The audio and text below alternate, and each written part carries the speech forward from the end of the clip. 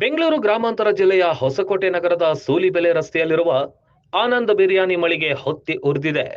ಅಪಾರ ಪ್ರಮಾಣದ ಪ್ಲಾಸ್ಟಿಕ್ ಶೇಖರಣೆಯ ಗೋದಾಮಿನಲ್ಲಿ ಅಗ್ನಿ ಅವಘಡ ಸಂಭವಿಸಿದೆ. 2 ಅಗ್ನಿಶಾಮಕ ವಾಹನಗಳು ಸ್ಥಳಕ್ಕೆ ದೌಡಾಯಿಸಿ ಬೆಂಕಿ ನಂದಿಸಲಾಯಿತು. ಸುಮಾರು 1.5 ಗಂಟೆಗಳಿಗೂ ಹೆಚ್ಚು ಕಾಲ ಬೆಂಕಿ ನಂದಿಸುವ ಕಾರ್ಯದಲ್ಲಿ ಅಗ್ನಿಶಾಮಕ ದಳ ಸಿಬ್ಬಂದಿ ನಿರತರಾಗಿದ್ರು.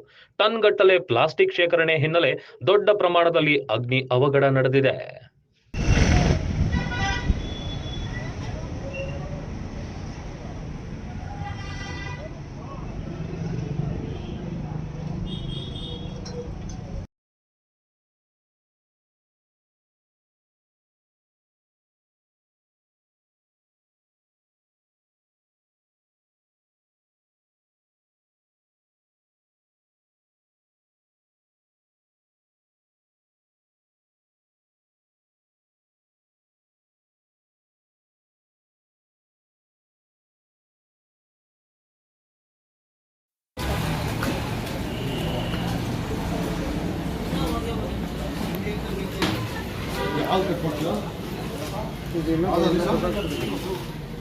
ಸ್ಟಾರ್ಟಿಂಗ್ ಮುಂದೆ ನೋಡೋಗಿರ್ತೀವಿ ಹಾಗೆ